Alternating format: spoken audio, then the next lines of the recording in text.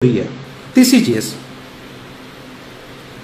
चीज हमारे पास होती है कि उनकी डायरेक्शन क्या हो, सेम हो।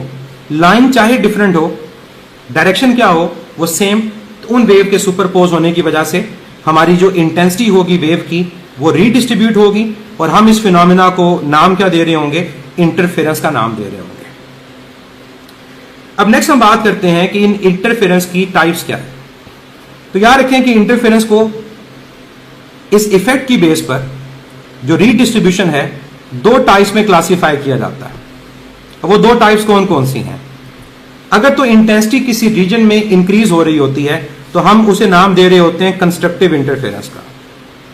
अगर हमारे पास किसी रीजन के अंदर जो इंटेंसिटी है वो क्या हो रही है, वो इंक्रीज हो रही है, तो हम इसे नाम क्या देते हैं, कंस्ट्रक्टिव इंटरफेरेंस का। और अगर हमारी जो इंटेंसिटी है वो ओवरऑल डिक्रीज हो रही है, लाजमी नहीं कि टोटली जीरो हो जाए, डिक्रीज हो रही है, तो हम इसको नाम क्या देंगे, डिस्ट्रक्टिव इंटरफेरेंस का नाम देंगे। अब आपको मैं इनका डिफरेंस बताता हूं, कंस्ट्रक्टिव का और डिस्ट्रक्टिव का। कांस्टेंट फेज डिफरेंस का मतलब ये नहीं होता कि फेज डिफरेंस जीरो है। कांस्टेंट फेज डिफरेंस का मतलब है कि थ्रू आउट वो डिफरेंस इक्वल रहेगा। ठीक है, कांस्टेंट फेज डिफरेंस मेन चीज होती है।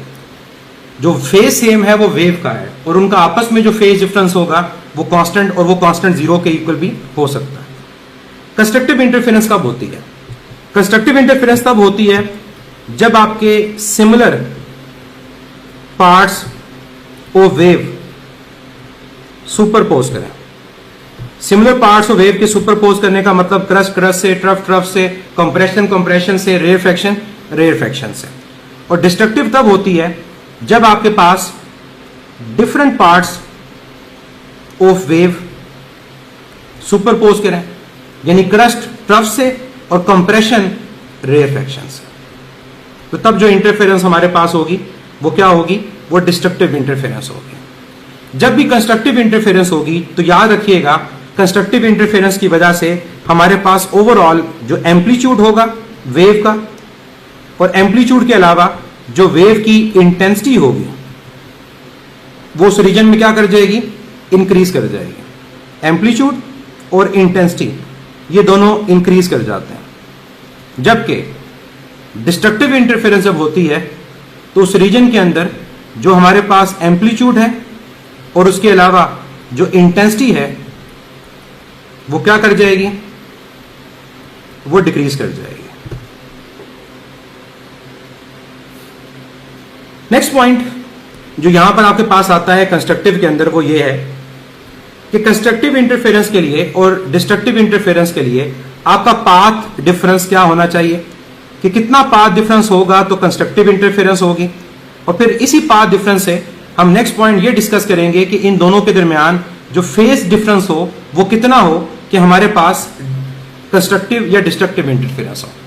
तो याद रखिएगा कि कंस्ट्रक्टिव इंटरफेरेंस के लिए हमारी जो पाथ डिफरेंस की कंडीशन है वो है equal to n times lambda, यानी जो कांस्टेंट फेज डिफरेंस उन दोनों के दरमियान है अगर वो इन टर्म्स ऑफ लैम्डा हो, इन टर्म्स ऑफ लैम्डा का मतलब ये है या तो वो जीरो हो, या 1 लैम्डा हो, 2 लैम्डा हो, 3 लैम्डा हो, 4 लैम्डा हो, उस केस में हमारी जो इंटरफेरेंस होगी वो कंस्ट्रक्टिव होगी। वजह, जब भी बच्चे पाथ डिफरेंस लैम्डा का होगा हमेशा क्रस्ट क्रस्ट से और ट्रफ ट्रफ से कंबाइन होगा।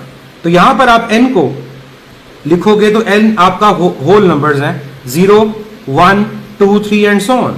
और अगर मैं यहां पर इसकी रेंज को लिखना चाहूं पाथ डिफरेंस की तो क्या आएगी, 0 lambda, 2 lambda, 3 lambda, 4 lambda and so on. पूरी वेव का डिफरेंस है। तो ये होगा कंस्ट्रक्टिव इंटरफेरेंस। डिस्ट्रक्टिव इंटरफेरेंस के लिए क्या होता है, डिस्ट्रक्टिव इंटरफेरेंस के लिए जो आपका पाथ डिफरेंस है वो n+1/2 लैम्डा होता है, n+1/2 लैम्डा। और यहां पर भी जो n की वैल्यू है वो आपके होल नंबर्स हैं। तो जब बच्चे आप 1/1 इन वैल्यूज को सब्स्टिट्यूट करोगे तो आपका रिजल्ट क्या आएगा, n की वैल्यू 0 पुट करने से λ/2 आएगा, n की वैल्यू 1 पुट करने से 3 λ/2 आएगा, n की वैल्यू 2 पुट करने से 5 λ/2 आएगा, और n की वैल्यू 3 पुट करने से 7 λ/2 आएगा। इसका मतलब जब भी आपका path difference in terms of lambda हो तो कंस्ट्रक्टिव, और जब भी path difference in terms of λ/2 होगा हाफ वेव का डिफरेंस होगा तो डिस्ट्रक्टिव। ऐसा क्यों होता है? जब भी λ/2 का डिफरेंस आता है तो हमेशा डिफरेंट पार्ट्स ऑफ वेव मिलते हैं, और जब डिफरेंट पार्ट्स ऑफ वेव मिल रहे होंगे तो वो डिस्ट्रक्टिव